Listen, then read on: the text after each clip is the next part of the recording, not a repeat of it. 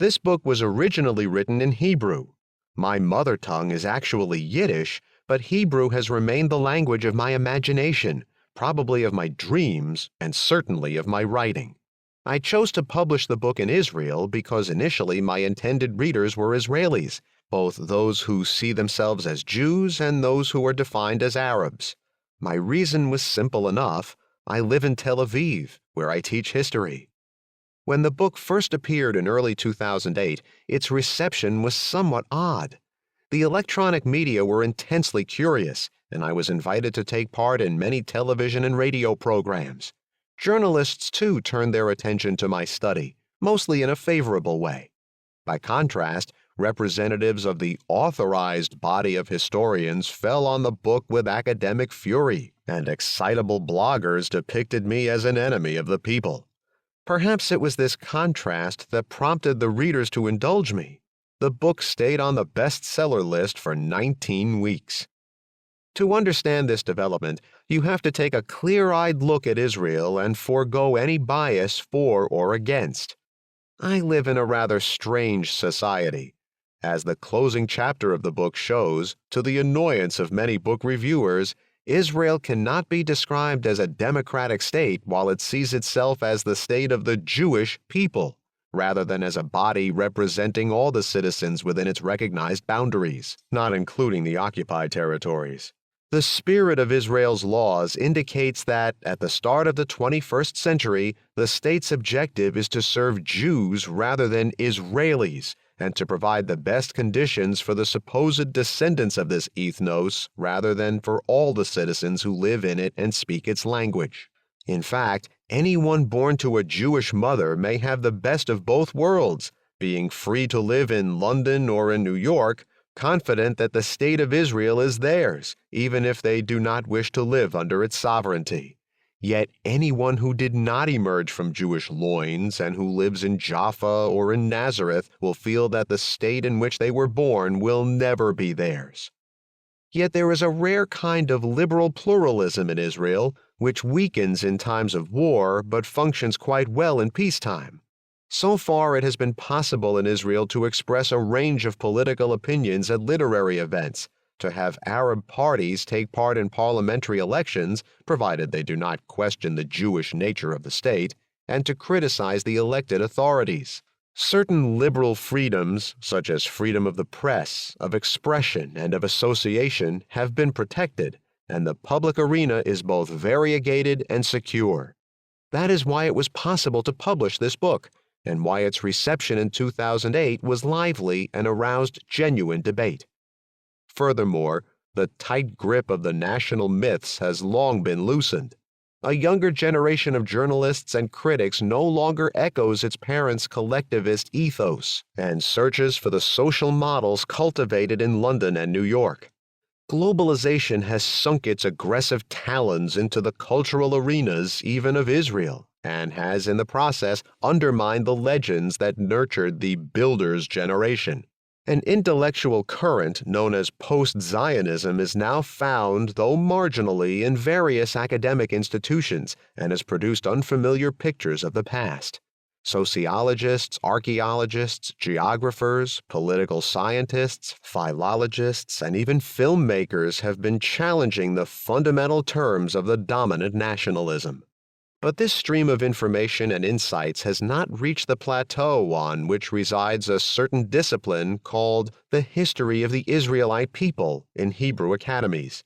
These institutions have no departments of history as such, but rather departments of general history, such as the one I belong to, and separate departments of Jewish Israelite history.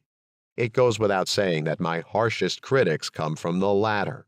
Aside from noting minor errors, they chiefly complained that I had no business discussing Jewish historiography because my area of expertise is Western Europe. Such criticism was not leveled against other general historians who tackled Jewish history, provided they did not deviate from the dominant thinking. The Jewish people, the ancestral land, exile, diaspora, aliyah, Eretz Israel, land of redemption, and so forth are key terms in all reconstructions within Israel of the national past, and the refusal to employ them is seen as heretical. I was aware of all this before I began writing this book. I expected my attackers to claim that I lacked a proper knowledge of Jewish history, did not understand the historical uniqueness of the Jewish people, was blind to its biblical origin, and denied its eternal unity. But it seemed to me that to spend my life at Tel Aviv University amid its vast collection of volumes and documents about Jewish history without taking time to read and tackle them would have been a betrayal of my profession. Certainly it is pleasant, as a well-established professor, to travel to France and the United States to gather material about Western culture, enjoying the power and tranquility of academe. But as a historian taking part in shaping the collective memory of the society I live in, I felt it was my duty to contribute directly to the most sensitive aspects of this task. Admittedly, the disparity between what my research suggested about the history of the Jewish people and the way that history is commonly understood, not only within Israel but in the larger world, shocked me as much as it shocked my readers. Generally speaking, educational systems teach you to begin writing after you have finished your thinking, meaning that you should know your conclusion before you start writing. That was how I obtained my doctoral degree, but now I found myself being shaken repeatedly as I worked on the composition. The moment I began to apply the methods of Ernest Gellner, Benedict Anderson, and others who instigated a conceptual revolution in the field of natural history, the materials I encountered in my research were illuminated by insights that led me in unexpected directions. I should emphasize that I encountered scarcely any new findings. Almost all such material had previously been uncovered by Zionist and Israeli historiographers. The difference is that some elements had not been given sufficient attention, others were immediately swept under the historiographer's rug, and still others were forgotten because they did not fit the ideological needs of the evolving national identity. What is so amazing is that much of the information cited in this book has always been known inside the limited circles of professional research, but invariably got lost en route to the arena of public and educational memory. My task was to organize the historical information in a new way, to dust off the old documents and continually re-examine them. The conclusions to which they led me created a radically different narrative from the one I had been taught in my youth. Unfortunately, few of my colleagues, the teachers of history in Israel, feel it is their duty to undertake the dangerous pedagogical mission of exposing conventional lies about the past. I could not have gone on living in Israel without writing this book.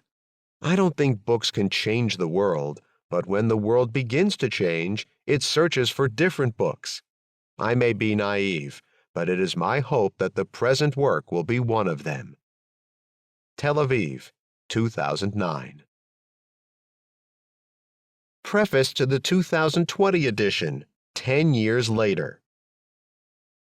The Italian philosopher Benedetto Croce rightly said that every history is fundamentally a contemporary history. The present conditions every account of the past and gives it each time a particular significance. 10 years have passed since the first publication of this book, and the passage of time has left its mark. 10 years ago, many of us thought that the most persistent national myths were beginning a historical decline, one still hesitant but promising. The brilliant writings of Ernest Gellner and Benedict Anderson were influential in the Western intellectual sphere, while even in Israel, archaeological discoveries invalidating biblical legends about the Exodus from Egypt or the existence of the Great Kingdom of Solomon were received with a relative tolerance. A sense of doubt at the end of the century encouraged critical approaches to the past, one that without hesitation questioned the ahistorical essentialism at the heart of collective identities. The acceleration of economic globalization was most likely the background to the rise of these intellectual sensibilities. Capitalism moved its production centers and expanded the global market. In Europe, many national borders were abolished to the point of losing their absolute value, some becoming no more than brief halts for citizens on their way to work or leisure activities. The traditional protectionism of nation-states lost its usefulness. Supranational entities were strengthened while customs posts fell. At one point, it may have seemed that individual consumption would increase indefinitely and all social strata would benefit. At the same time, cultural globalization has developed. It is easy to get the impression that audiovisual media and the internet have transformed the world into a global village. News, writing, films, and TV shows are translated, broadcast, and consumed worldwide by millions of people. Everyone, by tapping on the keyboard of their smartphone, can draw information from many sources on previously inaccessible topics. The lower cost of air travel has allowed greater mobility for people to gain first-hand knowledge of distant foreign cultures. However, these processes have not reached all segments of society or all inhabitants of the globe. The migration of capital to less developed regions, in parallel with the accelerated phenomenon of automation, has weakened the working classes in traditional industries, turning some of them into a service proletariat while others fall into unemployment without real protection. Confounding expectations, social inequalities have widened in an increasingly rich post-industrial world. The audiovisual media, far from strengthening critical faculties, which remain more effective, relatively speaking, in the sphere of reading and writing, have, on the contrary, impaired them. Public education has done little to immunize spectators against a constant flood of images.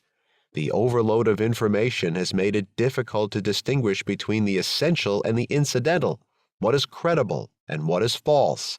Politics, which has always included a dimension of dramatization, has been transformed into a great spectacle without any critical dimension. The erratic movements of the global economy, linked to the credit crisis in the United States in 2008 and the arrival at the gates of Western cities of immigrants and refugees driven by war, famine, and Islamic terror, have brutally awakened collective fears, pseudo-eternal and pseudo-communitarian identities, as well as individual and collective egoisms, now dressed up with moral respectability.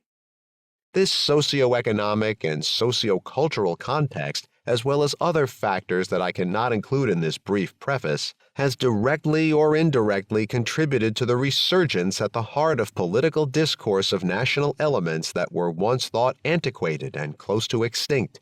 The universalist consciousness that had arisen with the process of decolonization, with the emergence of the 1968 generation, and even more so with European unity, is showing signs of regression. A national populism has emerged on both right and left, celebrating and magnifying the framework of the nation-state, seen as the ultimate remedy for all the ills of the people. However, at the time of writing, most French people have not gone in search of the ancestor of their ancestors, the Gauls. Italians do not consider themselves descendants of the Roman Empire, and Germans no longer fall in love with the Teutons or Aryans in whom, in the fairly recent past, they saw their direct forefathers.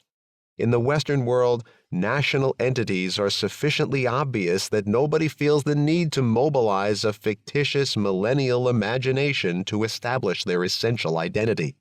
In Israel, on the other hand, the evolution and status of historical memory presents itself very differently and has not changed over the last 70 years.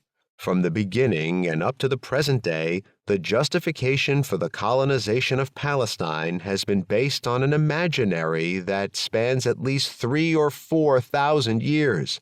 If the religious Jew knows that the land of Israel promised by God will only be delivered when the Messiah comes, the Zionist, who did not believe in the existence of a higher power, needed a lot of history to justify his conquest of the land of his ancestors. That is why the Bible is taught in all schools in Israel from the age of 7 as a true historical account, and why it is stated in the Declaration of Independence that the Jewish people were uprooted from their homeland by force and underwent a long exile. I published this book 10 years ago for several reasons. First of all, as a historian, I felt compelled to search for truths about the past, however relative. To do this, I knew that I would sometimes have to think outside the box, question worn-out words used knowingly or unconsciously to cover unpleasant facts, and also challenge stories produced by historians sworn to preserve and reproduce the eternal unity of the nation.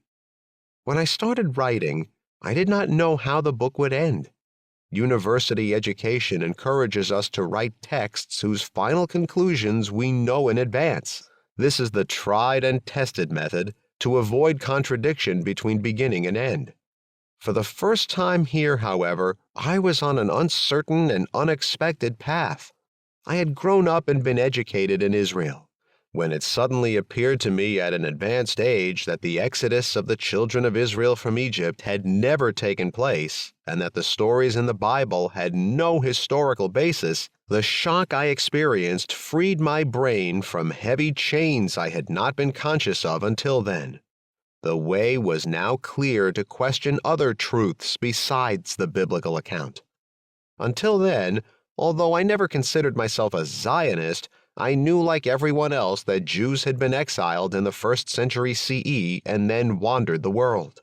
I had not for a moment questioned this foundational historical event, despite not sharing the belief that this gave the descendants of these exiles 2,000 years later the right to settle in Palestine. If we want to organize the world as it was 2,000 years ago, we will end up with a huge insane asylum. Nor does a religious link to a holy place confer any rights on it. This is true for Zionists today as it was for the Crusaders of yesterday. On this point, I must point out that this position does not lead me to deny the right of the State of Israel to exist. I have said time and again that a child born of rape has the right to live. The fact is there. Refugees from Europe in the wake of the terrible Nazi genocide were forced to join the Zionist enterprise, to emigrate and settle on the land of another population. What has been done cannot be undone without creating a new series of tragedies. We can only repair the injustice as far as possible, provide compensation, and above all, keep in mind in any negotiation the fundamental injustice inflicted on the inhabitants by the newcomers they had not invited. In writing this book, in my great naivete, I set out in search of scholarly work on the exile of the Jewish population from ancient Judea/Palestine. I remember hours spent on this pursuit at the Tel Aviv University Library and on the Internet. As I could not find a single research work on the subject, I approached historians who were specialists in antiquity to ask for their help. Their answer was succinct. There was no book on this subject because the Judeans were not uprooted by force. They simply emigrated and dispersed following the repression of the Great Revolts. Surprised by this answer, I asked them for a bibliography on the mass emigration. I was told that, given the scarcity of evidence, it was impossible to conduct any research. After the collapse, in my historical consciousness, of the legendary account of the Exodus from Egypt, the turn came for the myth of the exile of the Jewish people. The inhabitants of Judea, being agriculturalists, never abandoned their land because peasants do not give up their vital resources unless they are absolutely forced to do so by great poverty and famine. There is no evidence of camps of immigrants and refugees clustered on the borders of Judea at the time, or of Jewish Aramaic or Hebrew-speaking colonies on the Mediterranean coast. Unlike the Greeks and the Phoenicians, the inhabitants of Judea were not navigators. Two questions then immediately came to mind. One, where did the many Jewish believers present in Alexandria, Damascus, Rome, Cyprus, Cyrenaica, and other regions and cities of the Mediterranean basin come from? Two, what was the fate of the population left in Judea/Palestine after the destruction of its great temple? A careful reading of ancient Roman literature and Jewish writings soon revealed to me an open secret.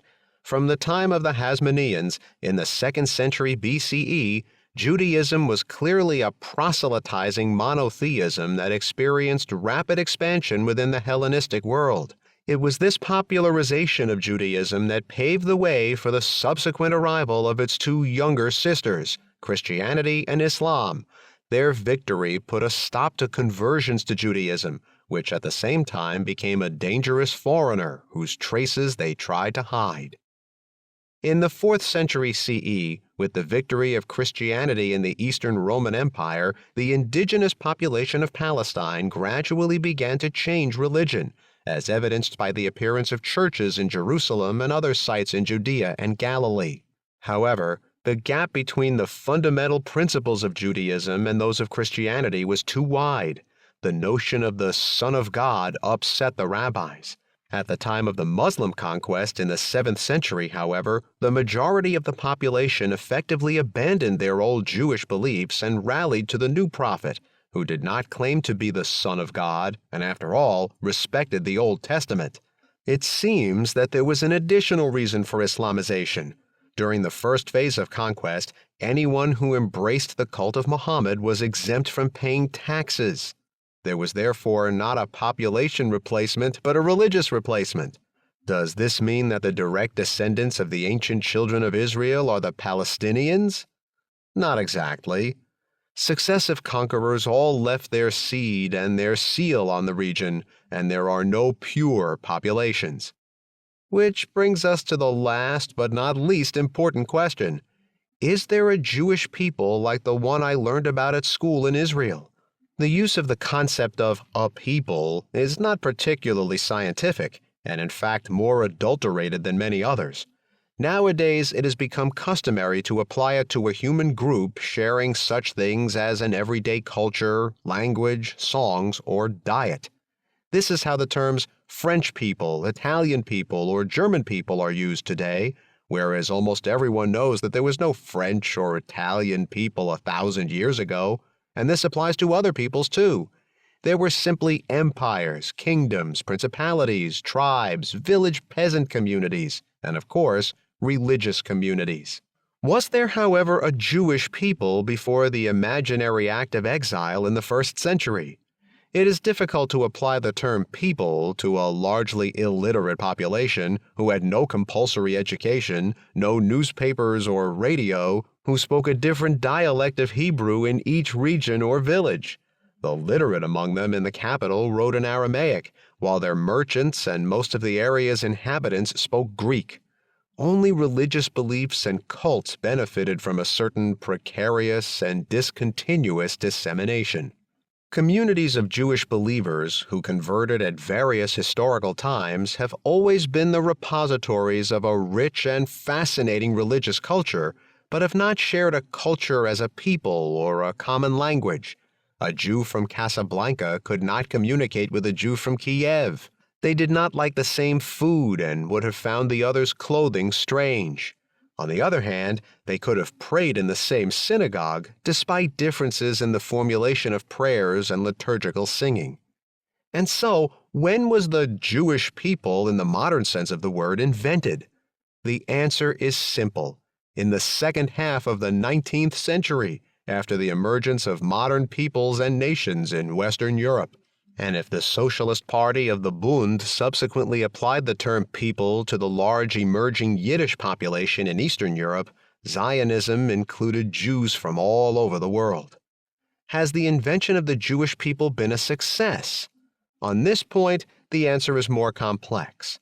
The Yiddish people in Eastern Europe disintegrated under the effects of 3 historical blows: the pogroms that drove a large population of them westward, mainly to the American continent, the Bolshevik Revolution, which in its degenerative Stalinist phase deliberately erased their culture, and Nazism, which murdered another large part of the Yiddish population.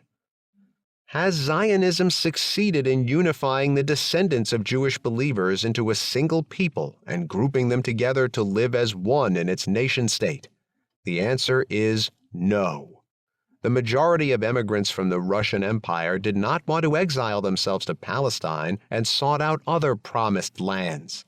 Before 1924, when racist laws in the United States curbed Jewish immigration, more than 2 million Yiddish-speaking people came ashore there, while in the same time frame only a few thousand arrived in Palestine. Today, although nowhere in the world is there any obstacle to those with a Jewish identity moving to Israel, the balance of emigration is negative. While Zionism has failed to create a global Jewish people, it has succeeded in building a small Israeli people with its own language and a genuine popular culture. Those across the world who claim to belong to the Jewish people do not speak the language of the Israeli people, do not really know their ways of life, and have no effective share in what they do or suffer. The future of the Israeli people, with whom only a proportion of Jews are willing to identify from a distance, is not theirs. For the reasons I have just outlined, my book has attracted interest both in Israel and in the diaspora. I certainly did not produce new knowledge of historical facts, but I asked new and sometimes difficult questions and tried to provide original answers. Despite the hostility shown to it by Zionist historians, this book has become a bestseller in Israel and been translated into more than 20 languages. Today, however, I feel a certain sense of defeat. I certainly never thought that books could change reality, but it seemed to me in 2008 that I was part of an impressive wave of intellectual resurgence against national imprisonment. I was sure that I was part of an advanced stage in overcoming essentialist identities and crystallizing a greater openness toward the other, the different, and the unknown. I know today that I sinned by excess of optimism. The socio-economic and socio-cultural developments I mentioned earlier have created new walls, reduced expressions of universal solidarity, and pushed masses of people, both West and East, to rally to a defensive political authoritarianism. We have seen the resurrection of pseudo-community, pseudo-religious, and pseudo-ethnic identities, while the hatreds of the past have been dressed in new clothes. Will this trend be reversed? As a historian, I seek to predict the past, not the future. But, having never been fatalistic, I also know that expectations can help guide historical developments. Tel Aviv, June 2019. Introduction. Burdens of Memory. A nation is a group of persons united by a common error about their ancestry and a common dislike of their neighbors. Karl Deutsch, Nationality and Its Alternatives, 1969. I do not think I could have written the book on nationalism which I did write were I not capable of crying, with the help of a little alcohol, over folk songs. Ernest Gellner, Reply to Critics, 1996. This book is a work of history. Nonetheless, it will open with a number of personal stories that, like all biographical writing, required a liberal amount of imagination to give them life. To begin like this is less strange than listeners may at first imagine. It is no secret that scholarly research is often motivated by personal experiences. These experiences tend to be hidden beneath layers of theory. Here, some are proffered at the outset. They will serve the author as the launchpad in his passage toward historical truth, an ideal destination that, he is aware, no one ever truly reaches. Personal memory is untrustworthy.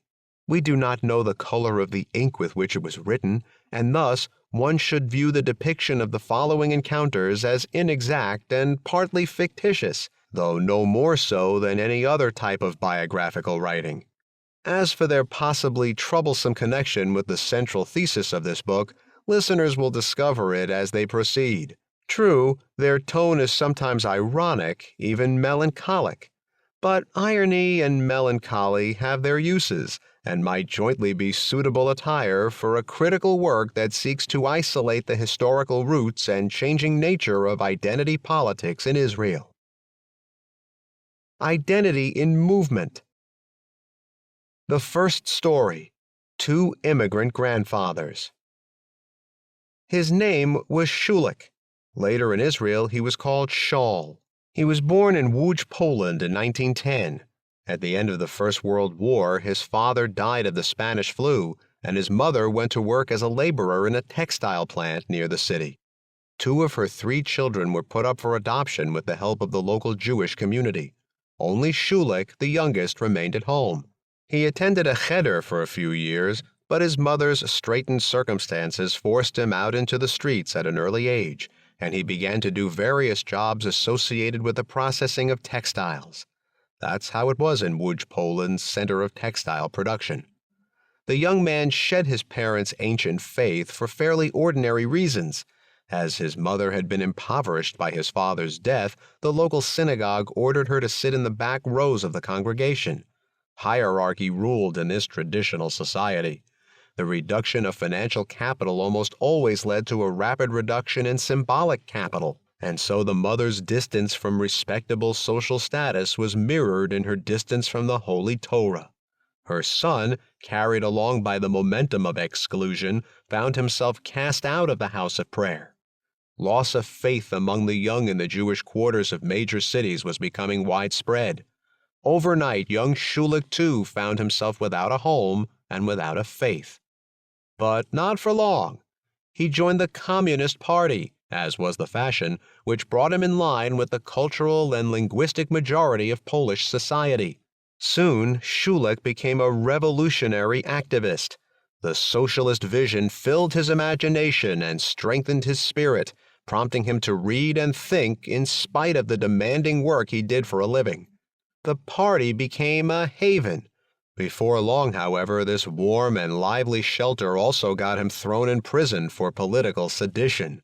He spent 6 years there, and while he never finished school, his education was considerably broadened. Though unable to assimilate Marx's Das Kapital, he became familiar with the popular writings of Friedrich Engels and Vladimir Ilyich Lenin.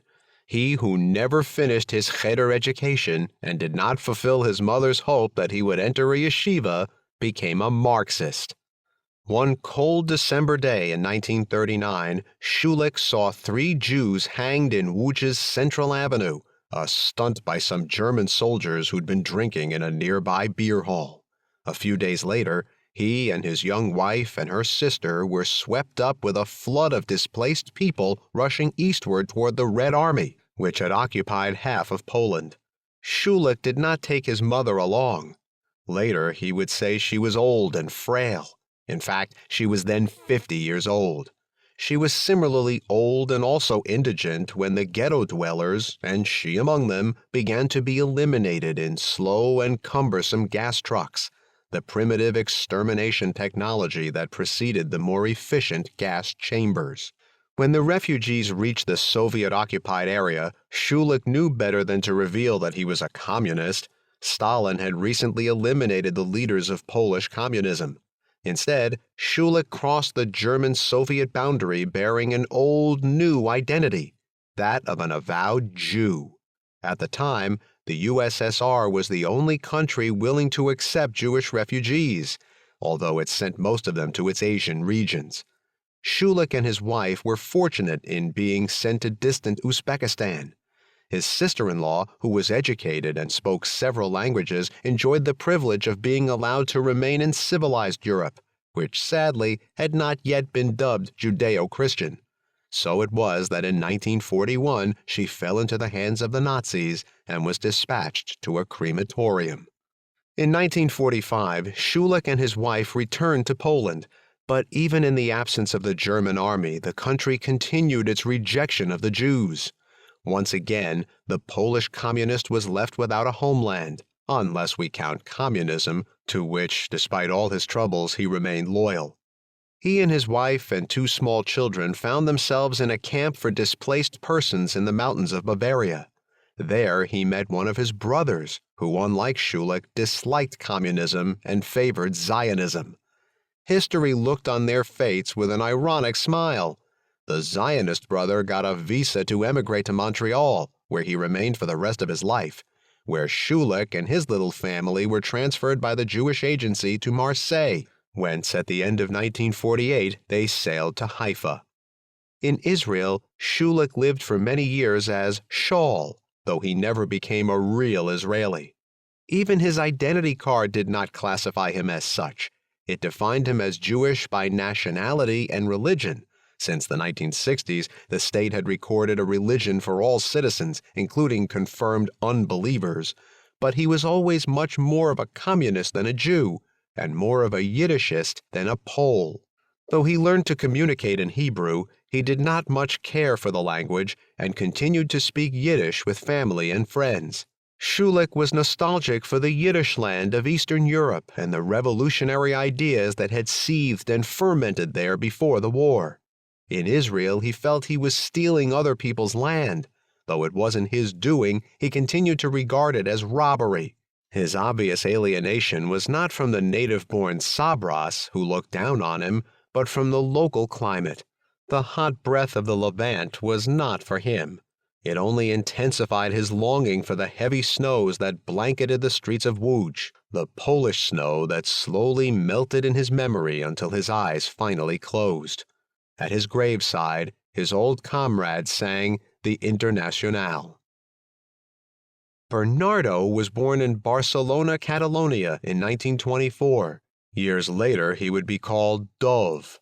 Bernardo's mother, like Schulich's mother, was a religious woman her entire life, although she attended a church rather than a synagogue. His father, however, had early on abandoned any intensive preoccupation with the soul and, like many other metal workers in rebellious Barcelona, became an anarchist. At the beginning of the Spanish Civil War, the anarcho-syndicalist cooperatives supported the young leftist republic and for a while actually ruled Barcelona. But the right-wing Francoist forces soon reached the city, and young Bernardo fought alongside his father in the final retreat from its streets. Bernardo's conscription into Franco's military, a few years after the end of the Civil War, did not soften his feelings about the new regime. As an armed soldier in 1944, he deserted to the Pyrenees, where he helped other opponents of the regime cross the border. Meanwhile, he waited eagerly for the American forces to arrive and bring down the cruel ally of Mussolini and Hitler. To his dismay, the Democratic Liberators did not even try. Bernardo had no choice but to cross the border himself and become a stateless person. He worked as a miner in France, then stowed away on a ship in hope of reaching Mexico. But he was caught in New York and sent back to Europe in shackles. Thus, in 1948, he too was in Marseille, working in one of the shipyards. One evening in May, he met a group of enthusiastic young men in a dockside cafe. The young metal worker, still dreaming of the human beauty of Barcelona's revolutionary cooperatives, became convinced that the kibbutz in the new state of Israel was their natural successor. Without the slightest connection to Judaism or Zionism, he boarded an immigrant ship, arrived in Haifa, and was promptly sent to the battlefront in the valley of Latrun. Many of his companions fell during combat, but he survived and immediately joined a kibbutz, just as he had dreamed of doing that spring day in Marseille. There he met the woman of his life. Along with several other couples, they were married by a rabbi in a speedy ritual. In those days, the rabbis were still happy to provide this service and asked no superfluous questions. The Ministry of the Interior soon discovered that a serious error had been made. Bernardo, now known as Dov, was not a Jew. Although the marriage was not annulled, Dov was summoned to a formal meeting to clarify his true identity. In the government office to which he was directed sat an official wearing a large black skull cap. At that time, the religious Zionist party Mizrahi, which ran the Ministry of the Interior, was cautious and hesitant. It was not yet insistent about national territories or the politics of identity exclusion. The exchange between the two men went more or less as follows. "You are not a Jew, sir," said the official. "I never said I was," replied Dov. "We shall have to change your registration," the official said casually. "No problem," Dov agreed. "Go right ahead." "What is your nationality?" "Israeli?" Dov suggested. "There is no such thing," stated the official. "Why?" "Because there is no Israeli national identity," the ministry official said with a sigh. "Where were you born?" "In Barcelona." "Then we'll write nationality Spanish." "But I'm not Spanish. I'm a Catalan, and I refuse to be categorized as Spanish. That's what my father and I fought about in the 1930s. The official scratched his head. He knew no history, but he did respect people. So we'll put nationality Catalan. Very good, said Dove. Thus, Israel became the first country in the world to officially recognize the Catalan nationality. Now, sir, what is your religion? I'm a secular atheist. I can't write atheist. The state of Israel does not recognize such a category. What was your mother's religion? The last time I saw her, she was still a Catholic. Then I shall write religion Christian, the official said, relieved. But Dove, normally a calm man, was growing impatient. I won't carry an identity card that says I'm a Christian. It's not only opposed to my principles, it offends the memory of my father, who was an anarchist and set fire to churches in the Civil War. The official scratched his head some more, weighed the options, and found a solution. Dove left the ministry office with a blue identity card that declared both his nationality and his religion to be Catalan. Over the years, Dove took pains not to let his national and religious identity adversely affect his daughters. He knew that Israeli schoolteachers often referred to us Jews, despite the fact that some of their pupils or the pupils' parents might not be among that group. Since Dove was anti-religious and his wife was opposed to his being circumcised, conversion to Judaism was not on the cards. At some point, he searched for some imaginary link to the Marranos, forced converts of Spain. But when his daughters grew up and assured him that his being a non-Jew did not trouble them, he abandoned the search. Fortunately for him, the graveyards of kibbutzim do not bury Gentiles outside the fence or in Christian cemeteries, as all other Israeli communities do. Dove, therefore, is buried in the same plot of land as the other members of the kibbutz. His identity card, however, has disappeared, though he could hardly have taken it with him on his final journey. In due time, the two immigrants, Shulek and Bernardo, shared Israeli granddaughters. Their father was a friend of two men whose stories begin here.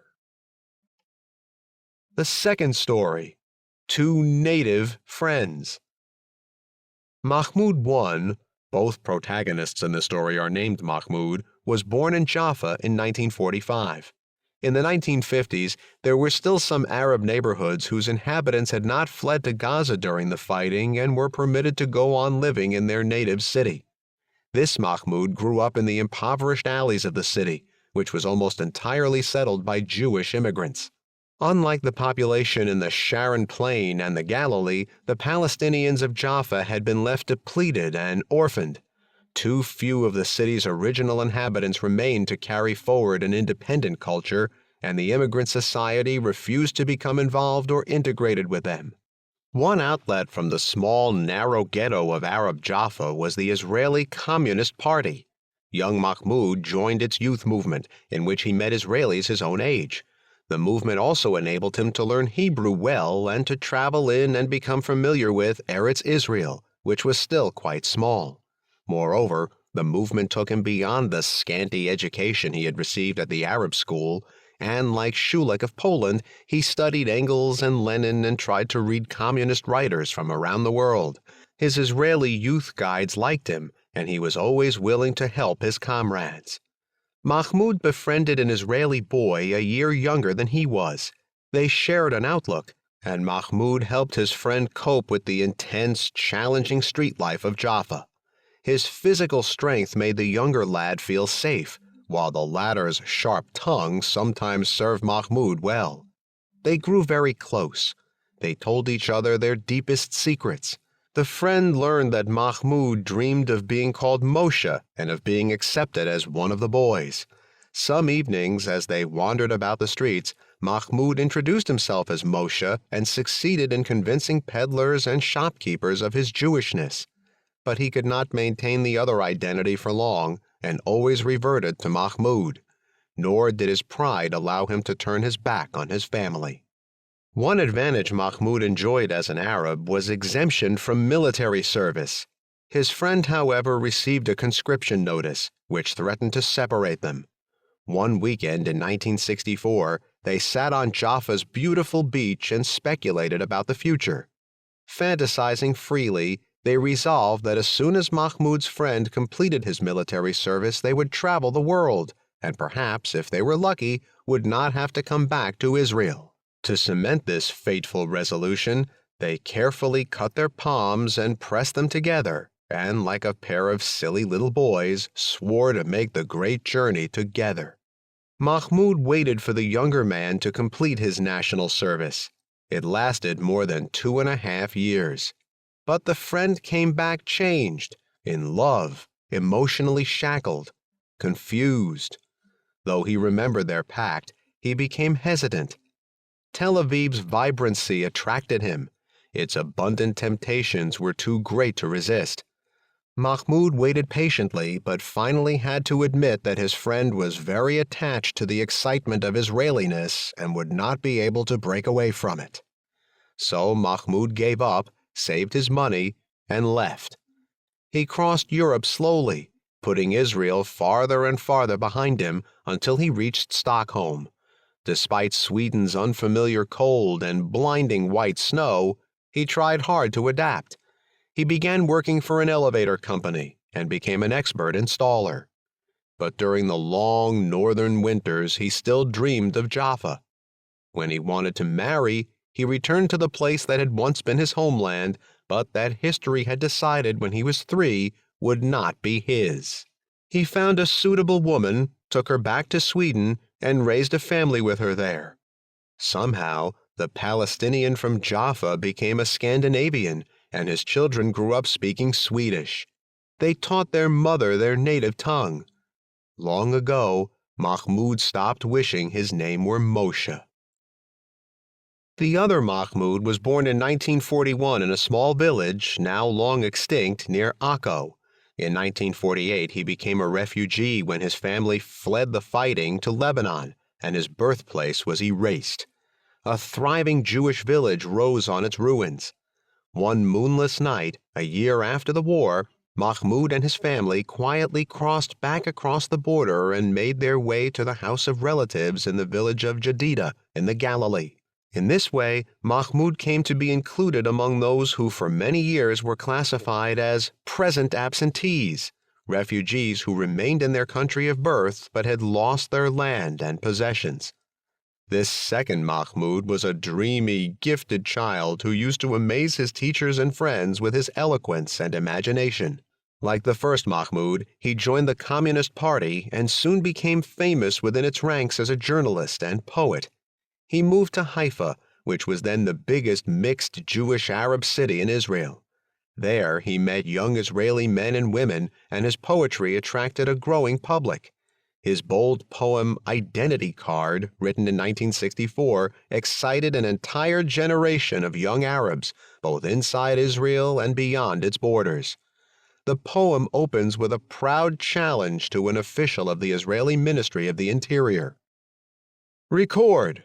I am an Arab, and my identity card number is 50,000.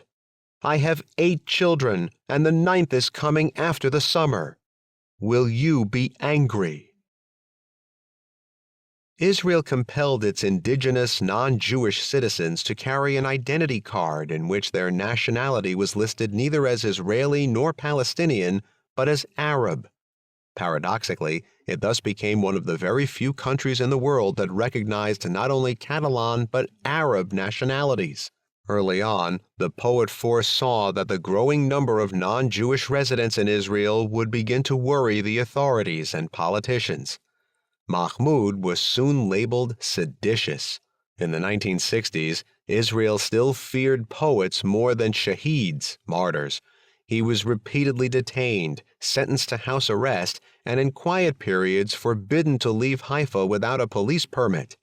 He suffered the persecution and restrictions with a stoical rather than a poetic sang-froid, and took comfort in the friends who made the pilgrimage to his flat in Haifa's Wadi Nisnas neighborhood. Among his distant associates was a young communist from Jaffa.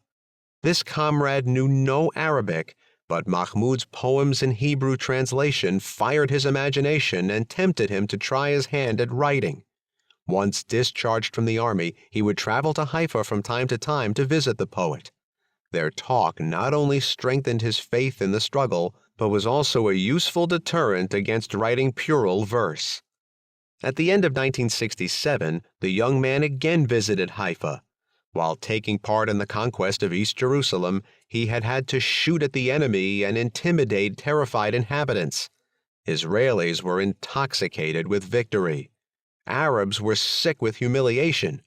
Mahmoud's young friend felt bad and smelled bad with the stink of war. He longed to abandon everything and leave the country, but he also wanted a final meeting with the poet he admired. During the fighting in the Holy City, Mahmoud was manacled and taken to prison through the streets of Haifa. The soldier saw him after his release.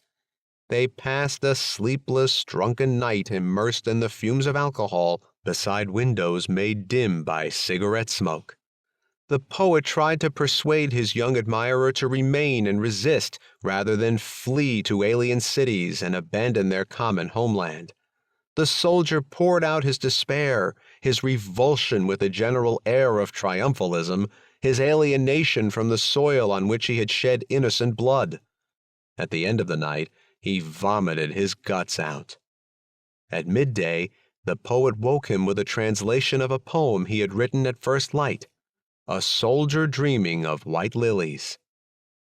Understanding, as he told me, that home is drinking his mother's coffee and coming back safely at evening.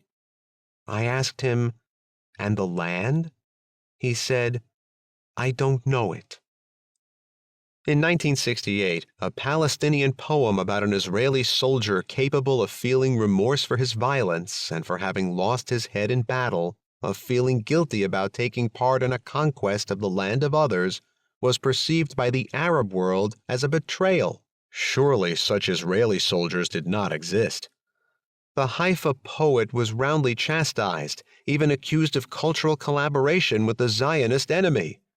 But this did not last. His prestige continued to grow, and he soon became a symbol of the proud resistance of the Palestinians in Israel. Eventually the soldier left the country, but the poet had left before him.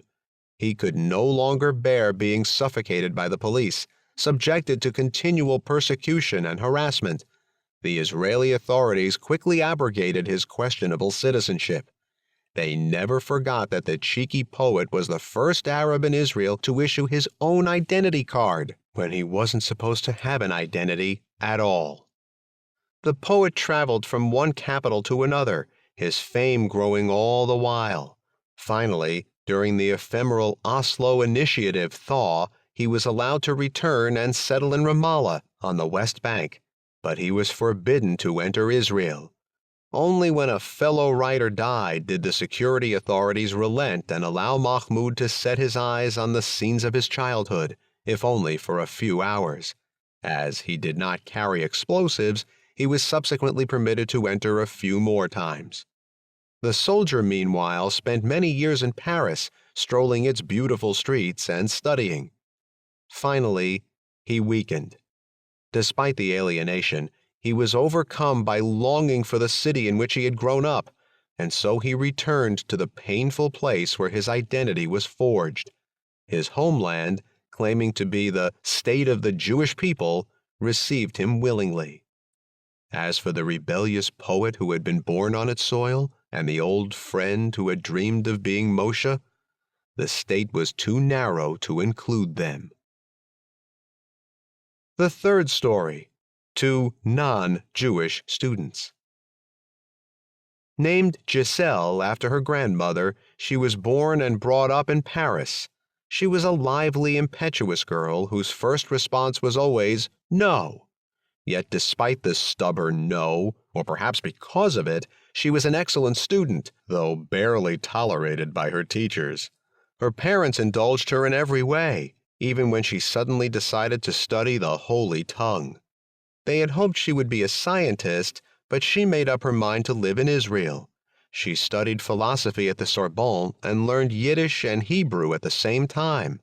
Yiddish she chose because it was the language spoken by her grandmother, whom she never knew, and Hebrew because she wanted it to be the language of her future children. Her father had been imprisoned in the camps. Owing mainly to the help of German fellow prisoners, he was saved and thus was fortunate enough to return to Paris after the war. His mother Gisela, who was taken with him in the summer of 1942, was sent directly from Drancy to Auschwitz. She did not survive. He joined the French Socialist Party and there met his future wife.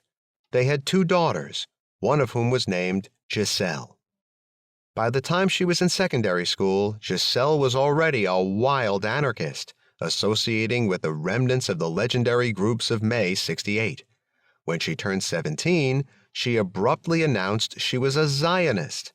At the time, there were not yet many books in French about the fate of the French Jews during the Nazi occupation, and Giselle had to be content with general writings about the period, which she read avidly.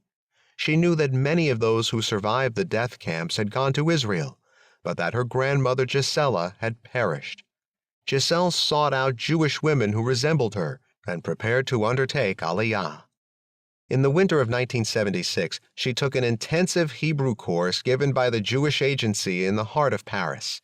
Her teacher was an irritable, sensitive Israeli. She annoyed him with her questions and did not hesitate to correct him on tricky verb declensions.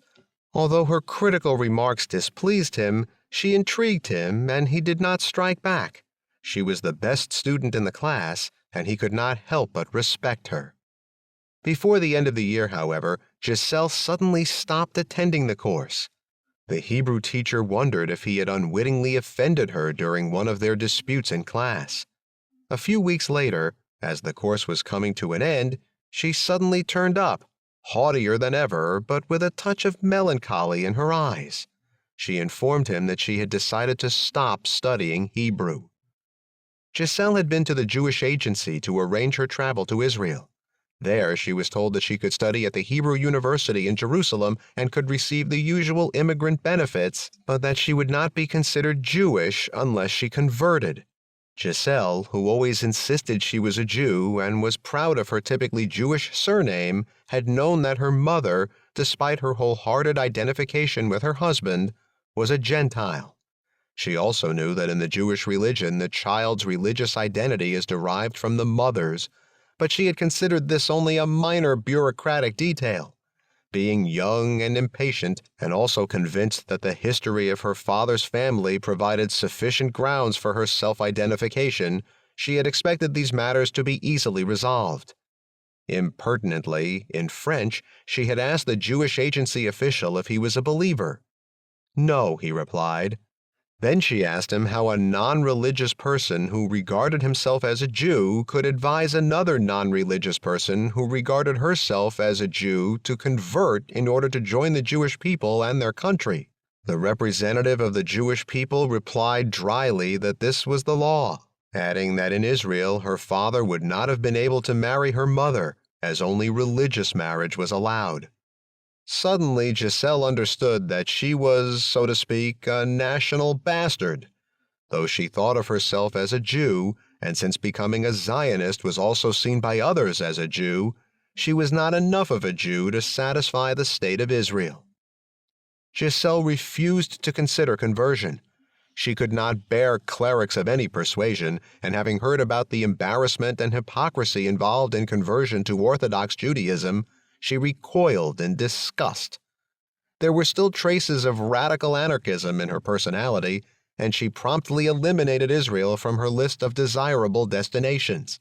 She decided not to migrate to the state of the Jewish people and gave up learning Hebrew. Having conducted her final talk with her Israeli teacher in French, she ended it by saying in strongly accented Hebrew, "Thanks for everything, so long, and perhaps goodbye." The teacher thought he could discern a Yiddishist intonation in her voice. She had, after all, learned Yiddish. He never heard from her again. Years later, he came across her name in a respected Paris newspaper. She'd written an article about Israel's conduct in the occupied territories. Beneath her name, it was noted that she was a psychoanalyst. No doubt many French Jews immediately classified her as a self-hating Jew, while the anti-Semites probably thought hers was a typically Jewish profession. The other student, whose name was Larissa, was born in 1984 in a small town in Siberia. Soon after the collapse of the Soviet Union in the early 1990s, her parents migrated to Israel, where they were sent to a so-called development town in the Upper Galilee. There, Larissa was brought up amid a balance of immigrant and Israeli children and appeared to integrate well. She began to speak Hebrew like a Sabra and was content with herself and with daily life in Israel. Sometimes she was upset when called a Russian and teased because of her golden hair, but that was how local youngsters treated newly arrived children. In the year 2000, at age 16, she went to the Ministry of the Interior office to obtain her first identity card. She was received cordially by a woman clerk and given an application form to complete. When it came to the question of nationality, she asked naively if she could write Jewish. The clerk looked through the information she had already entered and explained apologetically that she could not. She would be in the same category as her mother, and thus bear the taunting title Russian. Later, she would say at that moment she felt the same pain as when she began to menstruate, something that occurs in nature and can never be got rid of. Larissa was not the only girl in the town who bore this mark of Cain. At school, they even formed a sorority of non-Jewish girls. They shielded each other and tried to smudge the nationality information on their identity cards to make it illegible, but that didn't work and they had to continue to carry the incriminating document. At 17, they all hastened to get a driver's license, as that did not detail nationality and could substitute for an identity card. Then came the school's roots trip to the death camps in Poland. A problem arose. To obtain a passport, Larissa had to bring her identity card to school. Fear that the entire class would discover her secret, as well as her parents' limited means, made her forego the trip. So she didn't get to see Auschwitz, which has gradually been replacing Masada as the site of formative memory in modern Jewish identity. She was, however, conscripted into national military service, and although she tried to use her Russian national status to avoid the draft, even writing a long letter to the recruiting office about it, her request was turned down. Military service actually did Larissa some good. Fumbling for the Bible during the swearing-in ceremony, she trembled and even shed tears. For a moment, she forgot the little cross she had received from her maternal grandmother upon leaving Russia as a little girl. Once in uniform, she felt she belonged and was convinced that from now on she would be taken for an Israeli in every way. She turned her back on the detested, faltering Russian culture of her parents, choosing to date only Sabras and avoiding Russian men. Nothing pleased her more than to be told she did not look Russian, despite the suspicious color of her hair. She even considered converting to Judaism. Indeed, she went so far as to seek out the military rabbi, but then desisted at the last moment. Though her mother was not devout, Larissa did not want to abandon her to an isolated identity. After her military service, Larissa moved to Tel Aviv. Fitting into the lively, carefree city was easy. She had a new feeling that the nationality detailed on her identity card was insignificant, and that her persistent sense of inferiority was merely a subjective invention. Yet sometimes at night, when she was in love with someone, a worry nagged at her. What Jewish mother would want non-Jewish grandchildren from a Gentile daughter-in-law, a shiksa? She began to study history at the university. She felt wonderful there and liked to spend time in the student cafeteria. In her third year, she signed up for a course called Nations and Nationalism in the Modern Age, having heard that the lecturer was not too strict and that the work was not difficult. Later, she realized that something else too had attracted her curiosity. During the first class, the teacher asked if any of the students in the room were registered as something other than Jewish by the Ministry of the Interior. Not a hand was raised. She feared that the lecturer would stare at her, but he looked only slightly disappointed and said nothing more about it. The course appealed to her, though the lessons were sometimes boring and the professor tended to repeat himself. She began to understand the unique nature of Israeli identity politics. Unwrapping situations she'd experienced while growing up, she saw them in a new light. She understood that in her mind, if not in her lineage, she was in fact one of the last Jews in the state of Israel. Later in the semester, obliged to choose a subject for a term paper, she quietly approached the professor. "Do you remember the question you asked in the first class?" "What do you mean?" "You asked if any student present was not classified as Jewish. I should have raised my hand, but I couldn't bring myself to do it." Then she added with a smile, "You might say I once again failed to come out of the closet." "Well then," he said, "write a term paper about what made you pretend. Maybe it will spur me to start writing a book about a confused nation pretending to be a wandering people race." Her paper received a high mark. It was the final push that broke the barrier of anxiety and mental struggle. By now, you may have guessed that Larissa's teacher in Tel Aviv was also Giselle's Hebrew teacher in rainy Paris. In his youth, he was a friend of Mahmoud, the elevator installer, as well as of Mahmoud, who became the Palestinians' national poet. He was the son-in-law of Bernardo, the Barcelona anarchist, and the son of Shulek, the Wuj communist. He is also the author of the present troublesome book, written, among other reasons, so that he can try to understand the general historical logic that might underlie these personal stories of identity. Constructed memories. Undoubtedly, personal experience can sway a historian's choice of research topic, probably more so than for a mathematician or a physicist. But it would be wrong to assume that personal experience dominates the process and method of the historian's work. Sometimes a generous grant directs a researcher to a particular field. At other times, if less often, findings rise up and compel a scholar to take a new direction. Meanwhile, everything that originally alerted the scholar to the central issues with which he or she is preoccupied continues to engage the mind. Other factors, too, of course, help shape any intellectual endeavor. Over and above all these components is the fact that the historian, like other members of society, accumulates layers of collective memory well before becoming a researcher. Each of us has assimilated multiple narratives shaped by past ideological struggles. History lessons, civics classes, the educational system, national holidays, memorial days and anniversaries, state ceremonies, various spheres of memory coalesce into an imagined universe representing the past, and it coalesces well before a person has acquired the tools for thinking critically about it. By the time a historian has taken the first steps in his career and begun to understand the unfolding of time, this huge universe of culturally constructed truth has taken up residence in the scholar's mind, and thoughts cannot but pass through it. Thus, the historian is the psychological and cultural product not only of personal experiences, but also of instilled memories.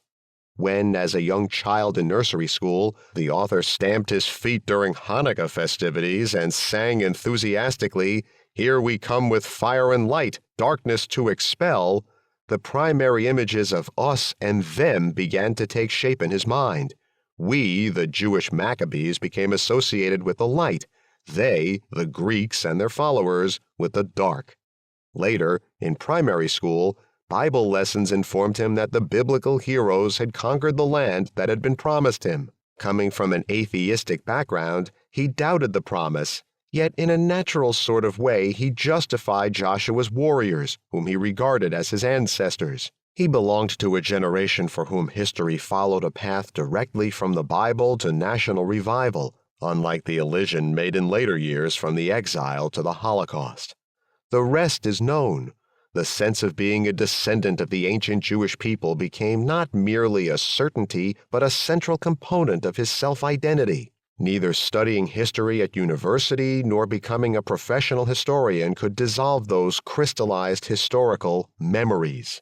Although historically the nation-state arose in the world before compulsory mass education, only through this system could it consolidate its position. Culturally constructed memories were firmly entrenched at the upper levels of state education, At their core was national historiography. To promote a homogeneous collective in modern times, it was necessary to provide, among other things, a long narrative suggesting a connection in time and space between the fathers and the forefathers of all the members of the present community. Since such a close connection, supposedly pulsing within the body of the nation, has never actually existed in any society, the agents of memory worked hard to invent it. With the help of archaeologists, historians, and anthropologists, a variety of findings were collected. These were subjected to major cosmetic improvements carried out by essayists, journalists, and the authors of historical novels. From this surgically improved past emerged the proud and handsome portrait of the nation. Every history contains myths, but those that lurk within national historiography are especially brazen. The histories of peoples and nations have been designed like the statues in city squares. They must be grand, towering, heroic. Until the final quarter of the 20th century, reading a national history was like reading the sports page in the local newspaper. Us and all the others was the usual, almost the natural division. For more than a century, the production of us was the life's work of the national historians and archaeologists, the authoritative priesthood of memory. Prior to the national branching out in Europe, many people believed they were descended from the ancient Trojans. This mythology was scientifically adjusted at the end of the 18th century. Influenced by the imaginative work of professional students of the past, both Greeks and other Europeans, the inhabitants of modern Greece saw themselves as the biological descendants of Socrates and Alexander the Great, or alternatively, as the direct heirs of the Byzantine Empire. Since the end of the 19th century, influential textbooks have transformed the ancient Romans into typical Italians. In the schools of the French Third Republic, Gallic tribes who rebelled against Rome in the time of Julius Caesar were described as true Frenchmen, though of a not quite Latin temperament. Other historians chose King Clovis's conversion to Christianity in the 5th century as the true birth of the almost eternal French nation. The pioneers of Romanian nationalism drew their modern identity from the ancient Roman colony of Dacia. Given this exalted region, they called their new language Romanian. During the 19th century, many Britons began to view Queen Boudica, leader of the Celtic tribe of Iceni, who fiercely resisted the Roman conquerors, as the first Englishwoman. A glorified statue of her stands in London. German authors seized eagerly on Tacitus's account of Arminius leading the ancient tribe of the Cherusci, and depicted him as the father of their nation. Even Thomas Jefferson, the third president of the United States and owner of many black slaves, insisted that the state seal of the United States bear the images of Hengist and Horsa, who led the first Saxon invaders of Britain during the century in which Clovis was baptized. The reason he gave was that it was they from whom we claim the honor of being descended, and whose political principles and form of government we have assumed. Much of the same went on in the 20th century. After the collapse of the Ottoman Empire, the inhabitants of the new Turkey found that they were white Aryans, the descendants of the Sumerians and the Hittites.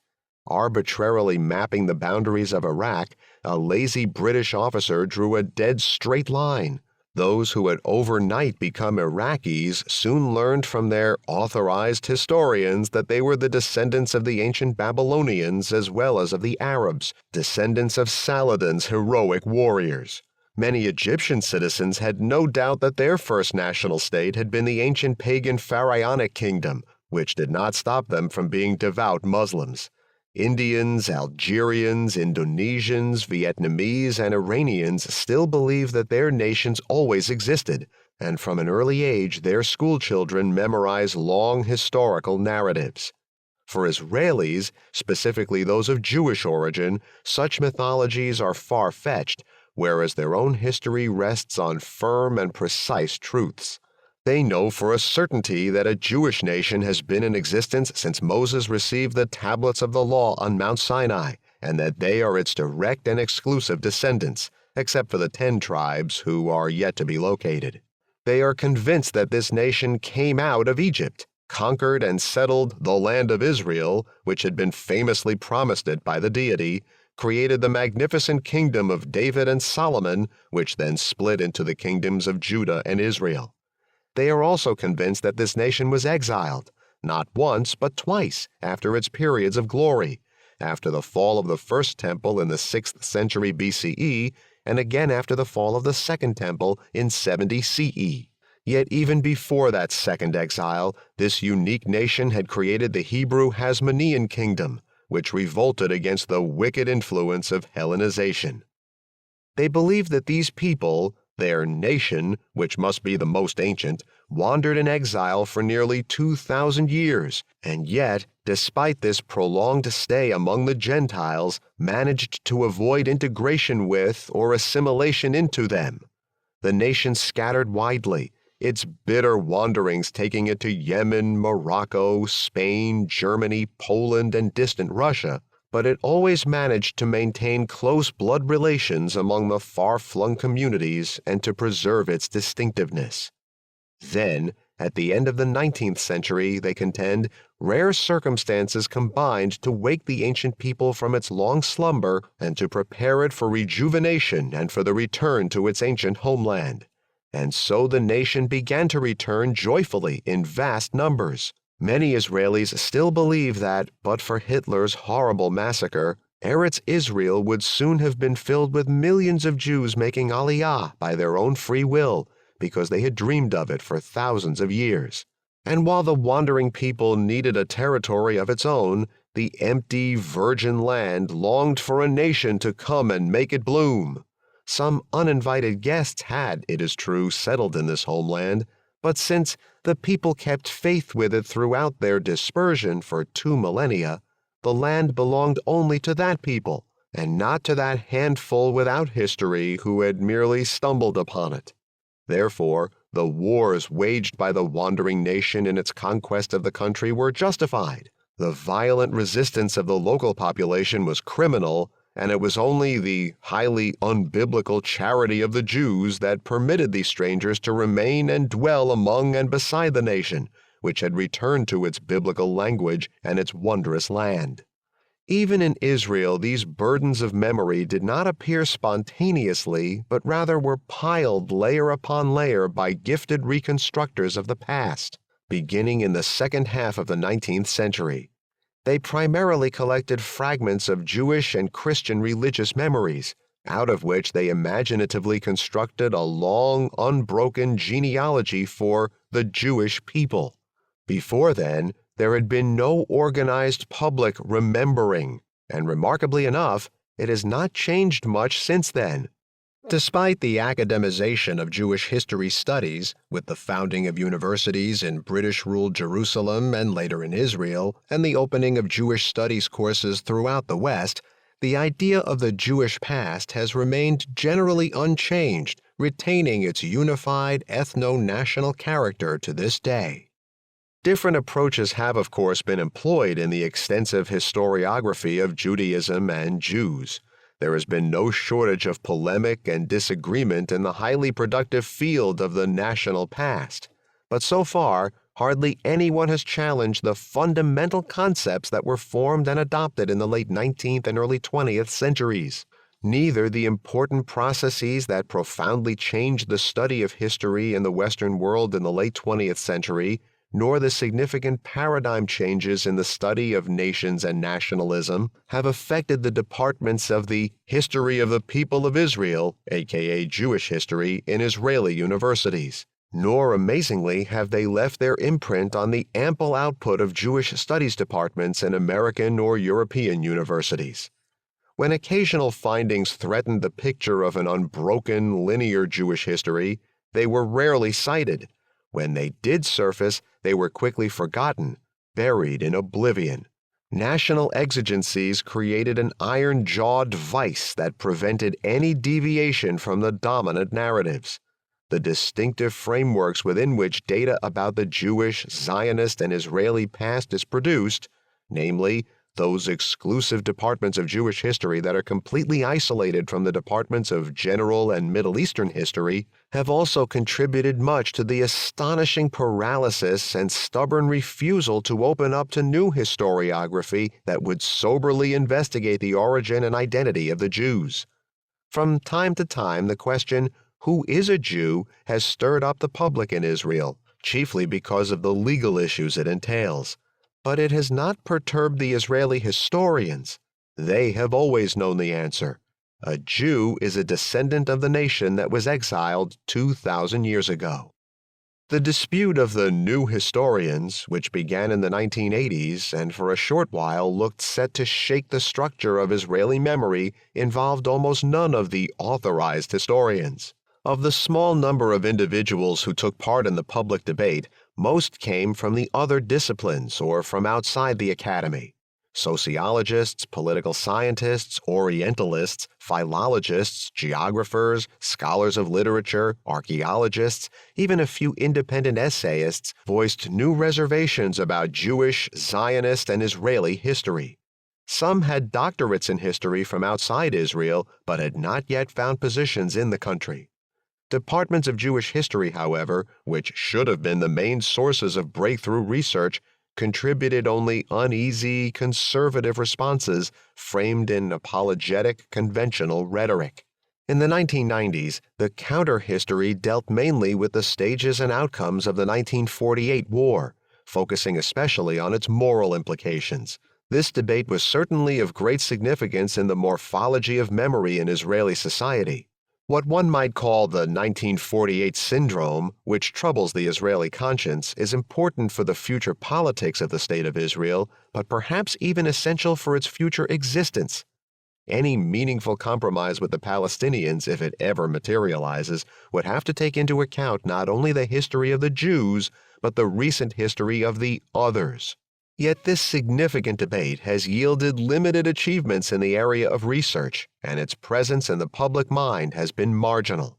The older, established generation has utterly rejected all the new findings and evaluations, unable to reconcile them with the strict morality it believes guided its historical path.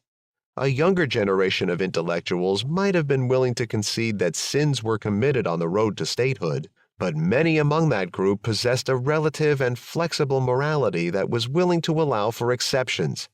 How bad was the Nakba compared with the Holocaust?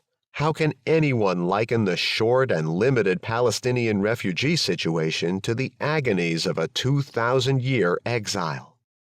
Socio-historical studies that concentrated less on political sins and more on the long-term processes of the Zionist enterprise received less attention.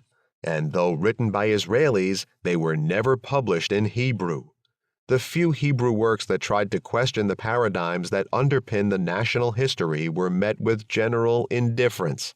These include Boaz Evron's bold Jewish State or Israeli Nation and Uri Ram's intriguing essay, Zionist Historiography and the Invention of Modern Jewish Nationhood. Both issued a radical challenge to the professional historiography of the Jewish past, but such challenges scarcely disturbed the authorized producers of this past. The present work was written after the breakthroughs of the 1980s and early 1990s. Without the challenging writings of Evron, Ram, and other Israelis, and above all the contributions of non-Israeli scholars of nationalism such as Ernest Gellner and Benedict Anderson, it is doubtful if it would have occurred to this author to question anew the roots of his identity and to extricate himself from the many layers of memory that, since childhood, had been heaped upon his own sense of the past. Where national history is concerned, it is not merely hard to see the wood for the trees. A momentary glance at the encompassing woodland reveals a forest canopy of intimidating size. Professional specialization sequesters scholars in specific portions of the past.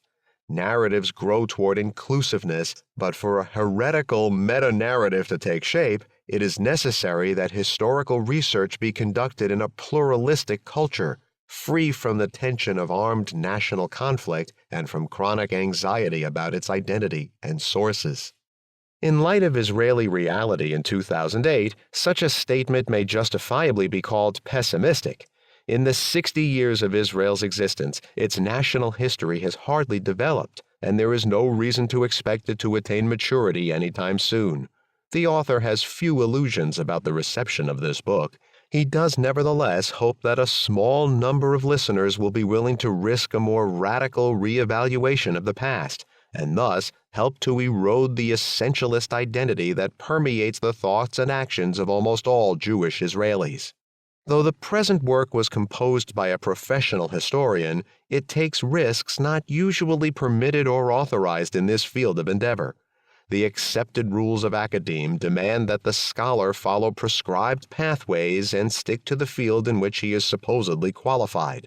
A glance at the chapter headings of this book, however, will show that the spectrum of issues discussed herein exceeds the boundaries of a single scientific field. Teachers of Bible studies, historians of the ancient period, archaeologists, medievalists, and above all, experts on the Jewish people will protest that the author has encroached on fields of research not his own. There is some truth in this argument, as the author is well aware. It would have been better had the book been written by a team of scholars rather than by a lone historian. Unfortunately, this was not possible, as the author could find no accomplices. Some inaccuracies may therefore be found in this book, for which the author apologizes, and he invites critics to do their best to correct them. He does not see himself as an Israeli Prometheus, stealing the fire of historical truth for the Israelis, so he does not fear an omnipotent Zeus in the shape of the Professional Corporation of Jewish Historiography. He seeks only to draw attention to a well-known phenomenon, that venturing outside a specific field or walking on the fences between several of them may occasionally yield unexpected insights and uncover surprising connections. At times, thinking beside rather than thinking within can fertilize historical thought, despite the drawbacks of being a non-specialist and of exercising a high degree of speculation. Because the recognized experts in Jewish history are not in the habit of confronting simple questions that at first glance may seem surprising yet are fundamental, it may be worthwhile doing it for them. For instance, has a Jewish nation really existed for thousands of years while other peoples faltered and disappeared? How and why did the Bible, an impressive theological library, though no one really knows when its volumes were composed or edited, become a reliable history book chronicling the birth of a nation? To what extent was the Judean Hasmonean kingdom, whose diverse subjects did not all speak one language and who were for the most part illiterate, a nation-state? Was the population of Judea exiled after the fall of the Second Temple, or is that a Christian myth that not accidentally ended up as part of Jewish tradition? And if not exiled, what happened to the local people? And who are the millions of Jews who appeared on history's stage in such unexpected, far-flung regions? If world Jews were indeed a nation, what were the common elements in the ethnographic cultures of a Jew in Kiev and a Jew in Marrakesh, other than religious belief and certain practices of that belief? Perhaps, despite everything we have been told, Judaism was simply an appealing religion that spread widely until the triumphant rise of its rivals, Christianity and Islam, and then, despite humiliation and persecution, succeeded in surviving into the modern age. Does the argument that Judaism has always been an important belief culture rather than a uniform nation culture detract from its dignity, as the proponents of Jewish nationalism have been proclaiming for the past 130 years? If there was no common cultural denominator among the communities of the Jewish religion, how could they be connected and set apart by ties of blood? Are the Jews an alien nation race, as the anti-Semites have imagined and sought to persuade us since the 19th century? What are the prospects of defeating this doctrine, which assumes and proclaims that Jews have distinctive biological features? In the past, it was Jewish blood. Today, it is a Jewish gene, when so many Israeli citizens are fully persuaded of their racial homogeneity. Another historical irony. There were times in Europe when anyone who argued that all Jews belonged to a nation of alien origin would have been classified at once as an anti-Semite. Nowadays, Anyone who dares to suggest that the people known in the world as Jews, as distinct from today's Jewish Israelis, have never been and are still not a people or a nation is immediately denounced as a Jew hater. Dominated by Zionism's particular concept of nationality, the State of Israel still refuses, 60 years after its establishment, to see itself as a republic that serves its citizens. 1/4 of the citizens are not categorized as Jews, and the laws of the state imply that Israel is not their state, nor do they own it. The state has also avoided integrating the local inhabitants into the superculture it has created, and has instead deliberately excluded them. Israel has also refused to be a consociational democracy like Switzerland or Belgium, or a multicultural democracy like Great Britain or the Netherlands. That is to say, a state that accepts its diversity while serving its inhabitants. Instead, Israel insists on seeing itself as a Jewish state belonging to all the Jews in the world, even though they are no longer persecuted refugees, but full citizens of the countries in which they choose to reside. The excuse for this grave violation of a basic principle of modern democracy, and for the preservation of an unbridled ethnocracy that grossly discriminates against certain of its citizens, rests on the active myth of an eternal nation that must ultimately foregather in its ancestral land. It is difficult to formulate a new Jewish history while looking through the dense prism of Zionism. The light that traverses it keeps breaking into sharply ethnocentric colors.